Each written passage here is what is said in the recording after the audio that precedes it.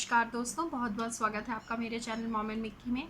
मेरा नाम है प्रियंका। गाज़ीपुर और बलिया से होती हुई गंगा पहुंचती है बिहार। बिहार के बक्सर में तब हड़कंप मच गया जब वहां की गंगा नदी में शव तैरते हुए पाए गए। वहां के डिस्ट्रिक्ट मजिस्ट्रेट यानी डीएम ने तुरंत ही कार्रवाई करने के आदेश दिए हैं। अभी भी ये चिंता का विषय है कि ये जो शव पाए गए हैं ये कोरोना संक्रमित लोगों के हैं या नहीं, लेकिन कोरोना इससे फैले ना फैले, लेकिन पानी तो दूषित हो ही चुका है। इसके पहले बलिया में भी शव तैरते पाए गए थे गंगा नदी में। 44 शवों के मिलने की पुष्टि करी गई है, पर गांव वाले कहते हैं कि इससे ज़्यादा शव दिखे हैं। बिहार के प्रशासन ने ये दावा किया है कि ये जो शव बहकर बिहार आए हैं ये कहीं और से आए हैं, यूपी की तरफ से बहते हुए हो सकता है बिहार की तरफ आए हों। तो इससे जो है प्रशासन की काफ़ी किरकिरी हुई है कि आपने व्यवस्था ठीक नहीं बनाई। इसके बाद दाह संस्कार करने की जगह लोगों ने जल में प्रवाहित कर दिया डेड बॉडीज़ को। इनमें से अधिकतर कोरोना संक्रमित भी हो सकते हैं, इसीलिए इस समय इतने सारे जो शव हैं वो बहते हुए पाए गए। कोरोना संक्रमित लोगों के ही होंगे, इसीलिए शायद इस तरह, क्योंकि क्रियाक्रम जो है बहुत महंगा हो चुका है इस समय। लकड़ी भी व्यवस्थित नहीं है, यानी लकड़ी, इतनी ज़्यादा लाशें जलाई जा रही हैं, इतने ज़्यादा लोगों की जान जा रही है रोज़ाना, तो लकड़ी की जो पूर्ति है वो हो नहीं पा रही है। शायद इसी वजह से लोगों ने समझा कि मोक्ष के लिए हम गंगा में ही शव को प्रवाहित कर देते हैं, लेकिन ऐसा करने से पुण्य नहीं मिलेगा आत्मा को, उल्टा नुकसान ही होगा। अगर ये शव बह के कहीं पे आते हैं और इसे कोई जानवर मुंह लगाता है तो जानवरों में भी कोरोना हो रहा है, ये आपने सुना होगा। कई जो शेर हैं, 16 शेरों की कोरोना पॉजिटिव होने की पुष्टि हुई थी। बंदरों में भी कोरोना वायरस पाया गया है। तो ऐसा ना हो कि ये बीमारी इंसानों से ख़त्म हो जाए, फिर जानवर में आए, फिर से इंसानों में आ जाए, इसीलिए इसका ख़त्म होना ज़रूरी है। बिहार प्रशासन की तरफ से एक गुप्त अभियान चलाया गया।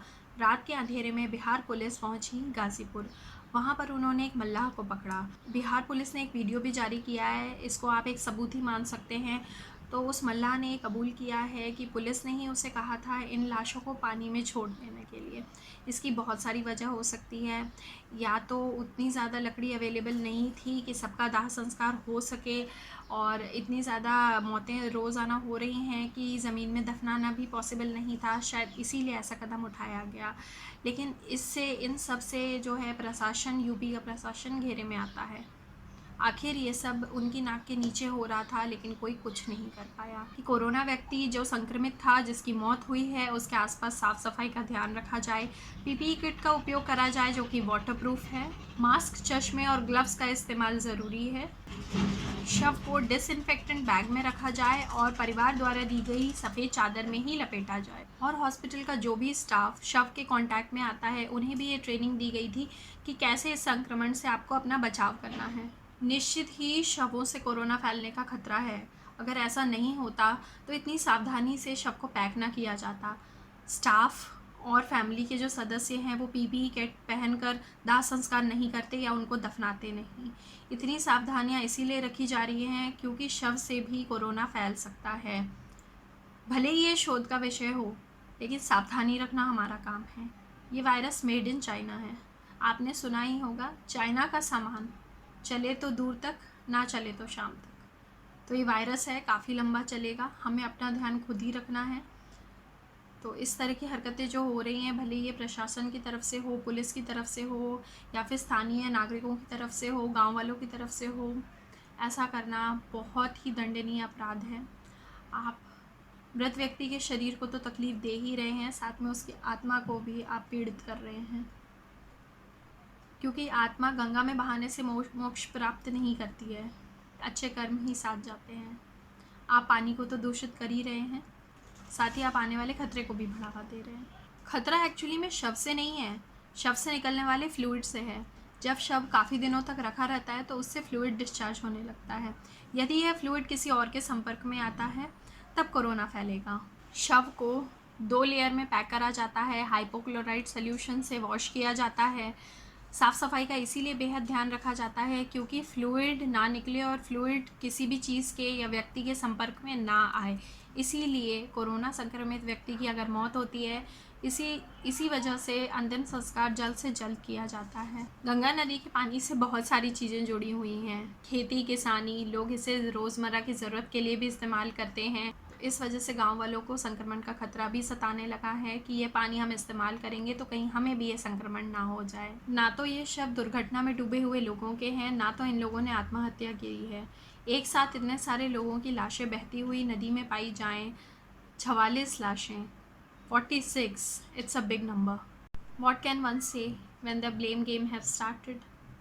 बिहार बोल रहा है यूपी की हैं, यूपी बोल रहा है बिहार की हैं, बट पाई तो गंगा नदी में गई हैं। गंगा नदी तो बहुत जगह से बहकर आती है, यूपी होते हुए बिहार भी जाती है, यूपी की भी है बिहार की भी है।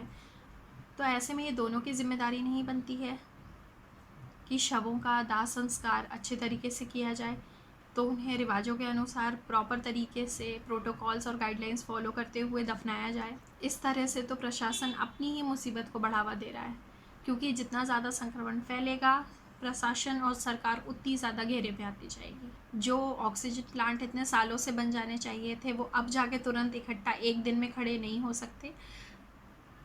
हर चीज़ का एक अपना वक्त होता है। अगर बहुत पहले से जो पैसा अलॉट किया जाता है हेल्थ बजट के लिए, अगर केंद्र सरकार पैसे दे रही है, स्टेट को पैसे मिल रहे हैं, तो उसको सही जगह लगाया जाता तो शायद इतनी मारामारी ना होती। मैं खुद कितने नंबरों पर कॉल लगा चुकी हूँ दूसरों की हेल्प के लिए।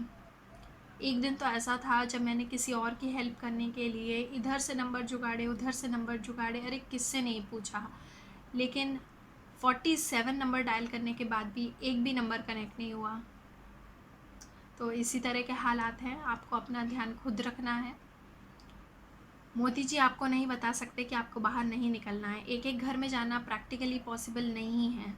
कुछ जिम्मेदारी तो स्टेट की भी बनती है। फ़िलहाल आप अपना ध्यान रखिए। बस मैं आपसे मिलूँगी अपने दूसरे वीडियो में। Take care, bye. आज के वीडियो में इतना ही। दी गई जानकारी अगर आपको अच्छी लगती है तो वीडियो के नीचे कमेंट करें, वीडियो को लाइक करें, साथ ही करें मेरे चैनल मॉम एंड मिकी को सब्सक्राइब।